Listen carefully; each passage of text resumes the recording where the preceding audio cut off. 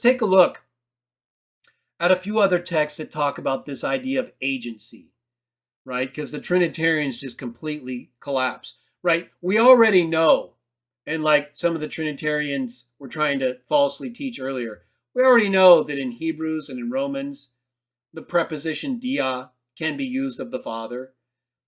What Trinitarians don't understand, even though I've talked about it for over 2 decades, going on 3, citing grammars and commentaries by your own people that show that dia can mean by or through. Nobody denies that it can mean by, but it can also mean through. And you determine that from the context. 1 Corinthians 8:6 contrasts it with a term that's even stronger than by, right? Out of whom. The Father's the one by or out of whom, in that sense, everything first comes into existence. The Son is the one through or by whom things are put together, consistent with wisdom's role in creation. That doesn't mean, as I stated earlier and in several other videos, that 1, dia cannot mean by, and 2, that the Father doesn't put things together. The Father has to first put things together, as I'm going to show you in a minute, before the Son can do that.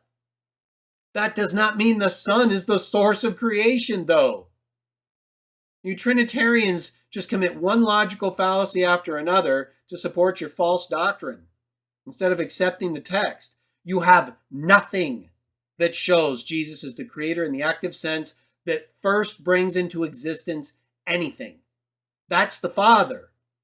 Then, when things are already in existence, the Son can create things, put them together, just like we can, although in a greater sense, right? He's dealing with bigger things, more complex things. But we can put a house together. That's building something that didn't exist out of something that now exists because it came out of the Father. In the same way, I could say Jesus or the Father build or created Adam, because that's not creation in the ultimate sense that it comes into existence in its constituent parts. That happened when the earth was made. And then Adam was put together. Now, I happen to believe, since that was the first man, and since Jesus, as I'm going to show you in a minute, has to first watch what the Father does before he can build similar things, that God the Father did that. That was the first one. But it wouldn't be inconsistent with Jesus being able to create a man out of the earth. If he saw the Father do that, then according to Jesus himself, he can do the same thing in like manner. But it has to come out of the Father first. It has to already be in existence, Trinitarians. You don't understand that. And so you collapse every time Jesus is presented as making something or the agent in making something. You think it's just creatorship in the ultimate sense every time. But it's not. You're just blind. And I've shown you over and over again how this is all biblical. You don't need your later doctrine for this stuff. You certainly don't need the Trinity to explain this stuff. Have I used the Trinity? No. And it makes perfect sense because it's based on what the Bible teaches. It's not my own teaching. Just telling you what it says. And I'm not lying or running from the truth like Trinitarians often do. All right, so this idea of agency. So you can see here, right, that all things except the firstborn were made through the Son, right? He can't be made through himself, Trinitarians. You mean this gets to the ridiculousness of your view of verse 20, right? Or I'm sorry, verse 18, the first in all things, right? Even though I do believe he was the first creation, he can't be the one who's first. He's not the first liar, is he? No. So there are exceptions, Trinitarians. I talked about this in my Colossians 1:15 video earlier in this series and showed over and over again how all things doesn't mean all things. Frequently. And so all this stuff with others, just a big joke that you guys bring upon us because you act like you don't know. And if you don't know, then you're just stupid. That all things doesn't mean all things. And that's proven right here in verse 18. Even in your own view, you don't believe he was the first creation. So stop lying to everybody, okay? Why don't you just put other in there somewhere so that you don't have to keep criticizing NWT for doing it there? Oh, you want to keep criticizing people? I see. All right. So let's go to Ephesians, right? So, but it says all these things were created, heaven and on earth, right? No matter what. Let's go to Ephesians 2:10. We'll talk about, I want to emphasize this idea of agency, how God can be the active subject and Jesus be the passive agent, the one that God works through, and that even if Jesus is acting in one sense by putting things together, he's waiting for the Father. He's waiting for the Father to show him what to do. Ephesians 2:10. For we are a product of his work, and were created in, or NWT says in union with, and I do believe that's correct. I do believe that it's in an associative sense, not like actually in Jesus metaphysically or physically, although that might be a meaning in some cases. But I believe in union with is often correct. I'll show you that further in a moment. We're a product of his work, and we're created in union with Christ Jesus for good works, which God prepared in advance for us to walk in them. So here you can see that we're the ones being created, right? We're the ones being created as the product of his work in Christ Jesus. So this is a clear instance of where God is the active subject. We're being acted upon in association with Jesus. Now let's take a look at another text that shows, right? So that's a text where I believe you have in used in an associative manner for what God does. And Jesus is the one that's being associated with what God does. Now let's take a look. Let's just look at the context a little bit more here. Verse 15 and 16. For by means of his flesh he abolished the enmity, the law of commandments consisting in decrees, that he might create the two peoples in union with himself into one new man, and make peace, that he might fully reconcile both peoples in one body to God through the torture stake, because he had killed off the enmity by means of himself. Here is an instance where create is actually used of Jesus, but it's not create into existence something that wasn't already in existence in its constituent parts, right? It's talking about him creating two peoples who already exist, that he might create the two peoples in union with himself into one new man. So again, other than instances like this, right, we recognize and accept that whether it's in a spiritual sense like this, or in an actual physical or metaphysical sense for heaven or earth, he puts things together out of what already exists. That is something he can do. And that does not compromise the Bible's view that all things first come out of the Father before they exist, right? The two peoples already existed.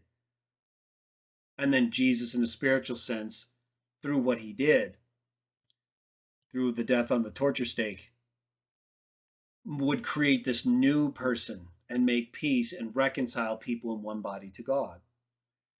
And it's same with Hebrews 3:4, right? We build things. Jesus builds things. We create things. That's not what we're talking about when it has to do with the ultimate sense in which things first come into existence out of the Father.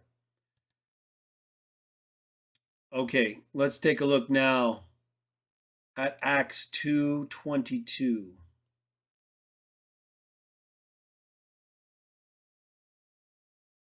Acts 2:22. So we're talking about agency. I wanted to show that those texts in Ephesians to both give you another instance in the sense in which Jesus can be a creator, but not be the out of whom all things are creator, or the he made all things through creator, Hebrews 1:2. Now let's look at dia again, right? Dia, the preposition used in John 1:3, Colossians 1:16, and in Hebrews 1:2, and in 1 Corinthians 8:6. Acts 2:22. Men of Israel, hear these words. Jesus the Nazarene, a man publicly shown by God to you through powerful works and portents and signs that God did through him. Di autou. In your midst, just as you yourselves know. God did these things through him, a man publicly shown by God to you through powerful works and portents and signs that God did through him. Now we go to John 14. So here again, we get God as the active subject doing things through Jesus. Just like in Colossians 1:16, just like in 1 Corinthians 8:6, just like in John 1:3, just like in Hebrews 1:2. God, when Jesus the Nazarene, talking about him as a man here, God did powerful works and portents and signs through him. What does that mean? We've talked about it a little bit, right? Putting things together, things that are already in existence, but there's also another sense in which the means God uses, either in putting them together in an active sense, or the recipient of what he sends out and effectively is doing through you, metaphysically in a way we don't fully understand. John 14, remember this text though, Acts 2:22. Powerful works and portents and signs that God did through him in your midst. What does dia mean in the agency sense? We already know, as I've talked about and in my writings and videos, we know dia can mean by in a causal sense. That's not how it's used in 1 Corinthians 8:6. That's not how it's used in Hebrews 1:2, which says the exact same thing being talked about in just one aspect, the systems of things, the ages that are included in what's described in Colossians 1:16 and John 1:3. So it's the same subject. It's God doing that through the Son in an agency sense. He's the one who makes it, not the Son. The Son is not presented as the active creator in John 1 or Colossians 1 or anywhere else in the sense that creation was done. He does put things together that already come out of the Father, and there may be another sense in which the agency involves the Father actually using the Son metaphysically to create all things. So we have this in Acts 2:22. God did these things through him. So we go to John 14. Look at what Jesus says. He talks about the Father, right? If you meant to know me, you have known my Father. From this moment on, you have known him and have seen him, right? From this moment on. That goes all the way through and past John 20:28, as I'll talk about in part 20 of this series. Philip said to him, Lord, show us the Father. It's enough for us. Jesus said to him, have I been with you men so long a time, and yet, Philip, you have not come to know me? He that has seen me has seen the Father also. How is it you say, show us the Father? Do you not believe I am in or in union, right? It's just like with Ephesians 2:10, the in of association, right? Or it could mean actual in some metaphysical, spiritual way. But I believe it pretty clearly means in the associative sense. Do you not believe that I am, I'll just say that, I am in association with the Father, and the Father is in association with me, or literally, the Father is in me and I'm in the Father. The things I say to you, men, this is why I believe in association. The things I say to you, I do not speak of my own originality. But the Father who remains in union with me is doing his works. What did Acts 2:22 say? It said that God did signs and portents through Jesus the Nazarene. And here, Jesus says, let me look this up here. When he says, the Father is in me, he connects that with what? The activity of the Father doing what? His works. What I was going to look up is what it says there. Ta erga autou, third person, singular pronoun. His works. The Father is in me doing his stuff. And it uses, in this sense, of course, remember, we're paralleling this with Acts 2:22, right? Which uses di autou. God, a man publicly shown by God, I'm reading my notes here, shown by God to you through powerful works, portents, and signs that God did through him.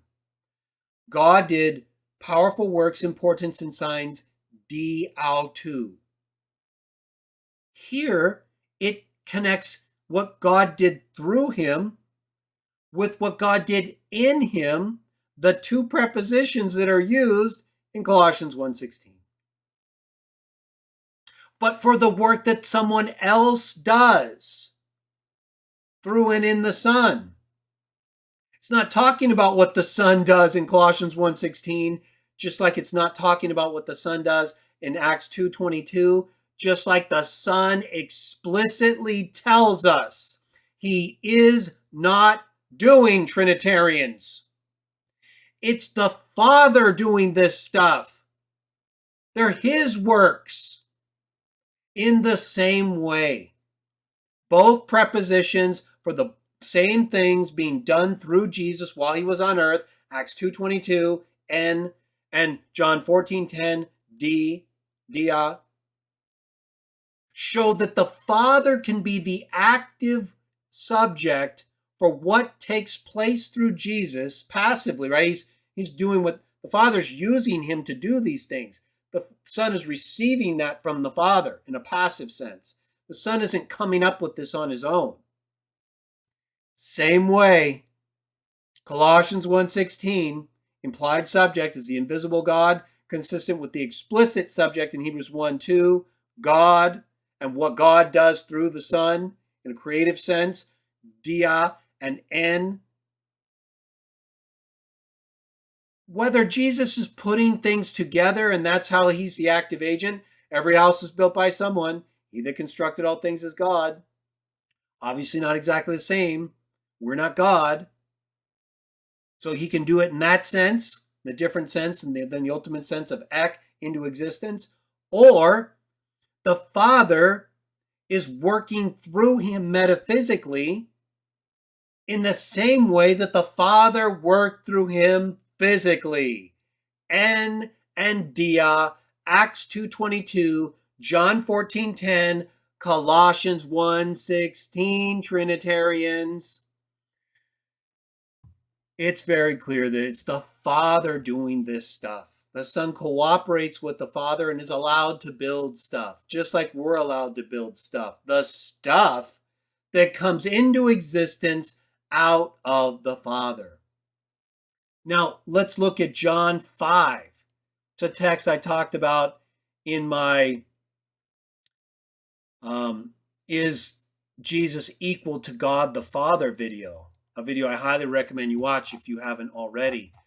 When the Son puts things together, this is what I was talking about earlier when it comes to, whether he could build Adam, whether he could have been the one that put together Adam out of the existing dust of the earth that came out of the Father.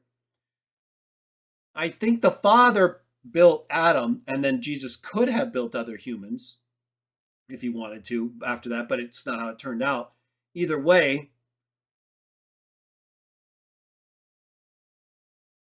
in John 5:19, I was thinking, well, maybe the Son built Eve, right? We're not told explicitly, but what I'm getting at is the Father first has to show the Son what to do. We know that because the Son tells us that's what's true. John 5:19, therefore in answer Jesus went on to say to them, most truly I say to you, the Son cannot do a single thing of his own initiative, not one thing, but only what he beholds the Father doing. Whatever things that one does, these things the Son also does in like manner. Similarly, the Son of God teaches right here, he never initiates creation. He waits for the Father to show him what to do, and then he does something in like manner. So that's why the Father is the source of all creation, ek, the one actively making all things through the Son, poieo, Hebrews 1:2, consistent contextually with all the other creation texts we've been talking about. But then once it's in existence, the Father shows the Son what to do, and then the Son can do it too. And then guess what? In our limited sphere of existence, we can do similar things too. They build houses in heaven, we build houses on earth. Every house is built by someone. He that constructed all things is God. Same verb used. And we're not God. So Jesus can also do the very thing that it says God does without being God. And that's exactly what these texts say. One God the Father, the source of all things. My God and your God. My Father and your Father. He's the one through and in whom the Father does his works. Acts 2:22, John 14:10. Let's take a look at a couple other verses. Let's just jump down a little bit more in this context. John 5:36. But I have witness greater than that of John, for the very works that my Father assigned me to accomplish. The works themselves I am doing bear witness about me that the Father sent me. The Father assigned him what to do, told him what to do. He's not doing anything of his own initiative. He's listening to the Father. Let's go to John 8:26 and 28.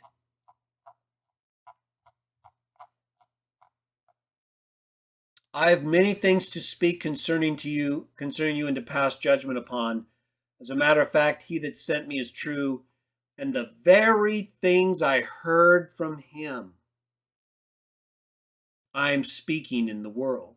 It's temporal. He learned this stuff. He was taught by the Father. He didn't know it before then. He was with the Father, heard all this stuff. In the beginning was the Word, and the Word was with God. And then he's telling us these things. He says that explicitly in verse 28. Therefore, Jesus said, when once you have lifted up the Son of Man, then you will know that I am he, right? Ego e me, the equivalent of ani hu, which means I, he. So when people give the NWT grief about he being in brackets, they do what? They show they're ignorant and they don't know what they're talking about. And that I do nothing of my own initiative, but just as the Father taught me. He was taught by the Father, his God. You know, the one who gave him the revelation, also teaching him all that stuff that he then passed on to his angel as the archangel so that it could get to John. We'll talk about that more in a moment. So I think it's very clear, right? Does this not describe a form of agency here? That things originate with the Father. They don't originate with the Son. We're not talking explicitly about creation here, but I'm just giving you the conceptual parallel. They originate with the Father. They're told to the Son, and then he brings them to other people.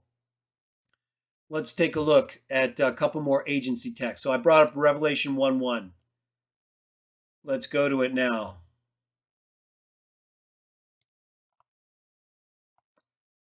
A revelation by Jesus Christ, a disclosure of divine information, which God gave him. This was our subject text in part 18. To show, as it clearly states, Jesus is not equal with the Father in heaven. This is Jesus in heaven, described in terms exactly like the spirits described in Daniel, right here. He's not a man. Paul says he's not a man, explicitly, several times in Galatians chapter 1. So as a divine spirit in heaven, God gives him a revelation to show his slaves the things that must shortly take place. And now look, it says he sent forth his angel and presented it in signs through him to his slave John. Now the Greek says dia tu angelo autou, through the angel of him. He sent it through the angel of him, his angel. So is the angel responsible for this message? No, right? It came from God to Jesus, and then Jesus sends it forth through dia tu angelo autou, through his angel. So the angel is simply taking what came from God and then through Jesus, and then from Jesus to that angel, taking that to John. The angel's not responsible for the message. And neither is Jesus in the ultimate sense, but in the chain of command here, we can see that the angel, by the point at which dia is used, because God doesn't send it through Jesus to the angel, he just gives it to Jesus. And then Jesus decides he's the king now, right? He's got all authority, but he's still getting information from his Father, right? He's acting as the Father. He's sitting on his Father's throne. Revelation 3. Revelation 2 and 3, it talks about getting the authority from the Father and sitting on his throne. And that we would sit on that throne with him. That doesn't make us the Father or equal to him. We're acting as the Father to everyone else because there's only one God to us, the Father. It's not about our will. It's not about the Son's will. It's about the Father. By the point at which Jesus decides to give it to the angel, dia is used, and it's in an agency sense through that angel. The angel isn't the one responsible for the message, like I've been saying. In the same way, in the agency sense, Jesus is not responsible for the creation. The Father is. That's why it's out of the Father.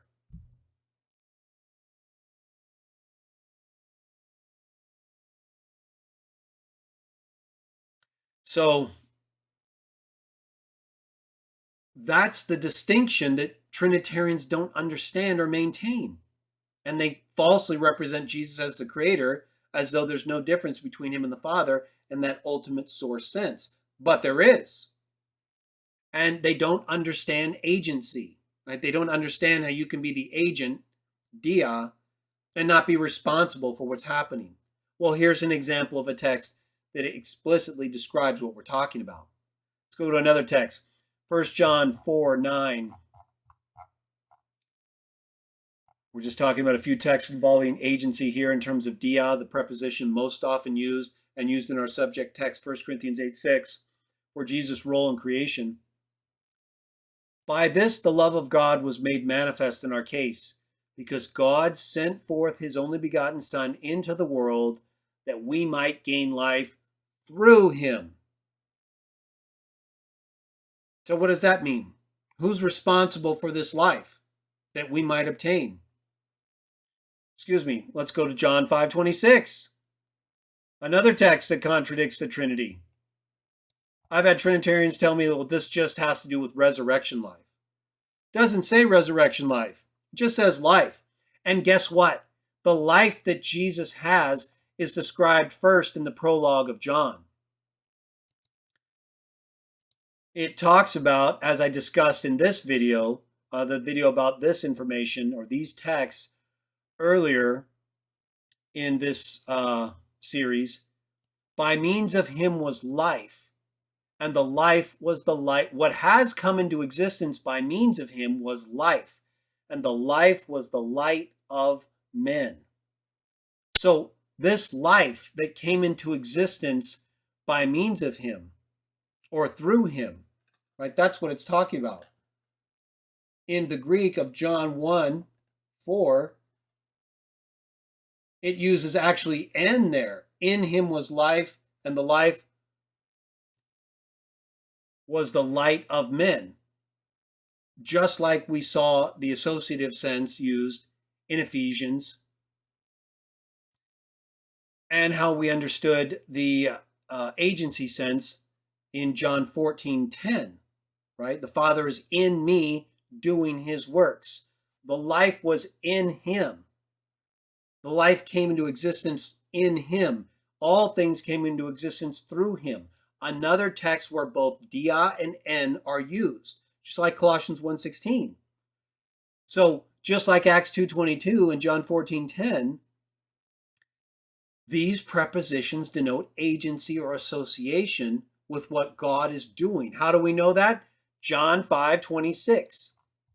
It says right here, just as the Father has life in himself. He already has it. Is this just talking about resurrection life? That's what it's talking about? No, it's talking about the life he has in himself that came into existence in the Logos in John 1:4, before there was ever even sin. So there was not even a need for a resurrection. So also he granted to the Son to have life in himself. That's the life of John 1:4. That's the life that came into existence in him. The life that the Father gave to be in himself. It says that explicitly, in himself. John 5:26. And to the Son he gave life to have en heauto, in himself.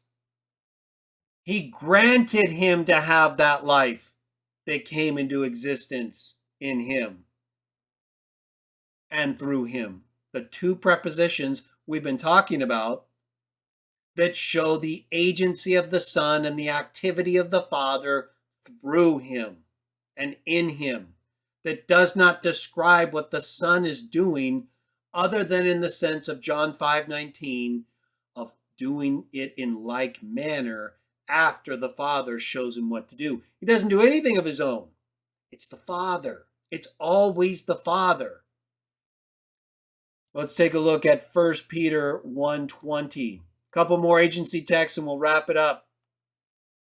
But it's very important that we understand this stuff because Trinitarians do not. And they regularly collapse when they attempt to try to make sense of the Bible because of their false doctrine, right? Because the Trinity blinds them to understanding. So they just freak out all the time and struggle with darkness. So they're never able to come up with an understanding that makes sense of anything because their doctrine will not let them. Or the Father won't let them, right? Because he doesn't like them. He doesn't like them lying and teaching falsely and taking his name out of the Bible. I wouldn't like him either, although I pray for them and wish them well, in the sense that I hope they find the God of the Bible. True, he was foreknown before the founding of the world, but was made manifest at the end of the times for the sake of you, who through him are believers in God, the one who raised him up from the dead and gave him glory, so that your faith and hope might be in God. No one comes to the Father but through me. He's made Lord to the glory of the Father. So we believe in Jesus. We follow Jesus. We honor Jesus. It's to the Father's glory. But when it says through him are believers, who through him are believers in God, right? That's why I read those texts earlier in John, to show that everything he's telling us to do, all his teachings and stuff, what we're believing in, it's bringing us to God through him. You see, he's the agent, not the ultimate object. He's the object we go to first to get to the ultimate object. We believe through him to get to God. No one comes to the Father. That's the goal, the Father, except through me. That's the agent. It's a similar way with creation. There's the ultimate creator, the one out of whom all things come, our subject text. And there's the agent, the one in whom and through whom God does his works, but which could also include active role of putting things together in the same sense that, like Hebrews 3:4, God builds all things and we also build things. We build houses, but all things are built by God.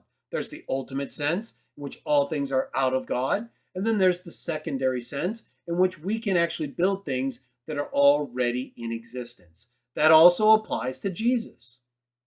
Far more than us, right? In far more many things if you read Proverbs 8. All right, now let's take a look at Hebrews 7:23. A few more texts and we're going to wrap it up. Hebrews 7:23. Furthermore, many had to become priests in succession because of being prevented by death from continuing as such. But he, because of continuing alive forever, has his priesthood without any successors. Consequently, he is able to save completely those who are approaching God through him. Once again, we get God as the ultimate object and Jesus as the agent, di autou, that we go through. And this also should show you in a parallel sense the difference in the ultimate sense of creation out of or created by, in the direct active sense in which things are first brought into existence, and the agency sense. They're not the same. They're different.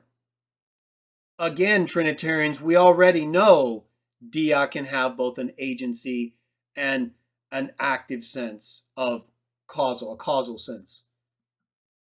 That's not what is described for the Father. He's never described as the agent of creation or the agent of his own teaching. The Son is always described as the agent of his teaching, the one through whom we believe to get to God, and as the active creator who does things through the agent. Hebrews 1:2, and implied by subject of the context, Colossians 1:16 and 17, John 1:3 and 4, and 1 Corinthians 8:6 as the source, the one out of whom never used of Jesus for creation.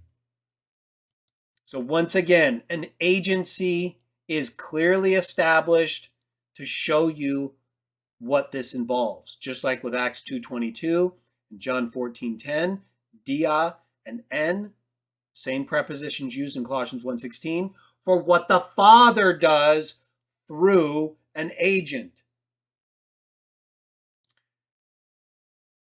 And Colossians 3:17.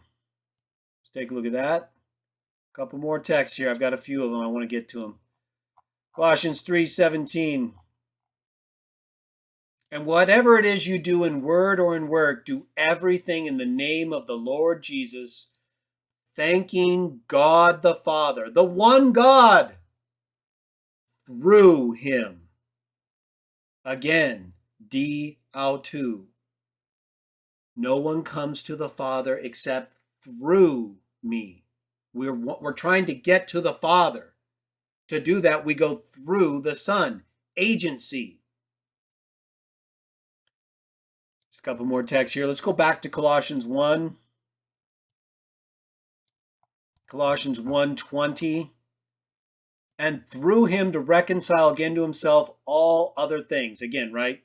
Unless you believe Satan is going to be reconciled to God, then it's not all things. By making peace through the blood he shed on a torture stake, no matter whether they are things upon the earth or things in the heavens. Through him. So let's compare this right here. It says the implied subject is God, right? That's it. That's why it has God in brackets there, because from verse 15, God saw fullness to dwell in him, and through him, through Jesus, right, to reconcile to himself, to God. How do we know that? Romans 5:10. But understand, again, I'm going to show you that this whole idea of reconciliation and Jesus as the agent of reconciliation with God as the implied subject is explicitly made clear in another text, just like Hebrews 1:2 explicitly makes clear God is the implied subject for creation in the active sense for what is done through and in Jesus, not what Jesus does. Romans 5, not 10 and 11, and we're going to wrap it up.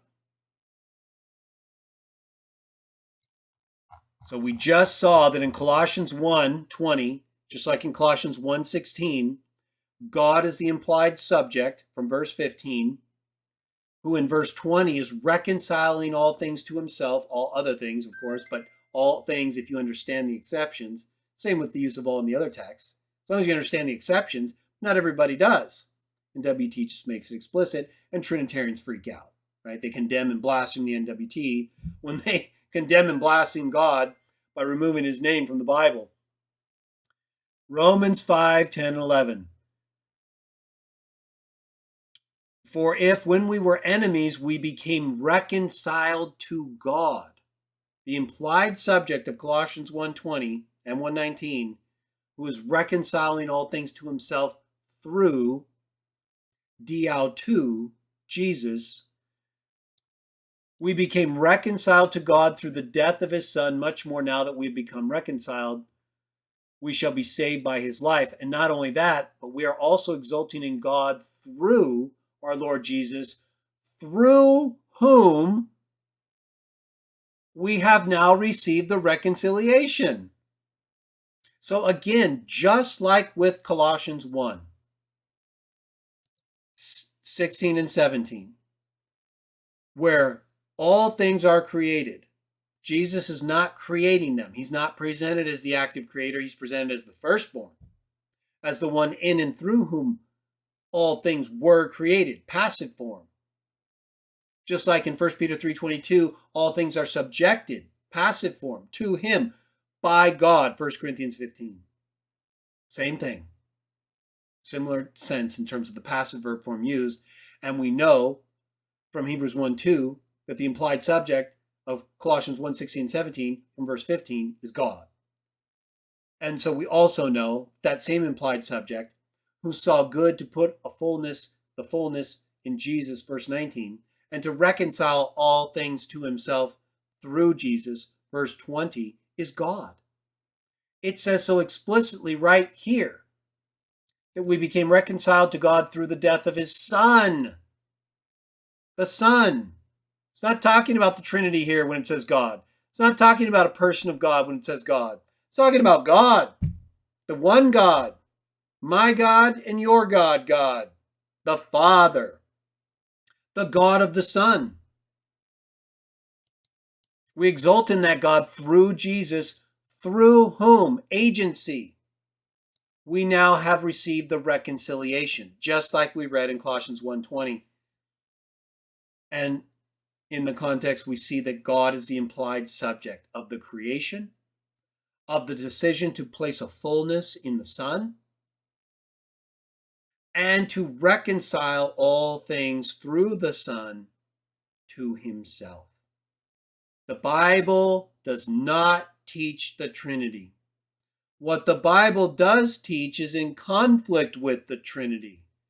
One God the Father, the source of everything created, after which, after it comes into existence from the Father, the Son, the one Lord, the Lord that God made Lord, who he exalted to the position of Lord to his glory, not to that Lord's glory, although he is glorified in connection with the Father, of course. But it's to the Father's glory. It says explicitly, something that would never be said of the one Lord of the Hebrew Scriptures, Yahuwah, but that is said of his Son, his firstborn one, in and through whom all things that are already brought into existence out of the Father are then put together or otherwise actively made by the Father, if not actively put together by the Son, Hebrews 3:4, in the same way that the Father performs signs and portents and powerful works in and through Jesus while he was on earth,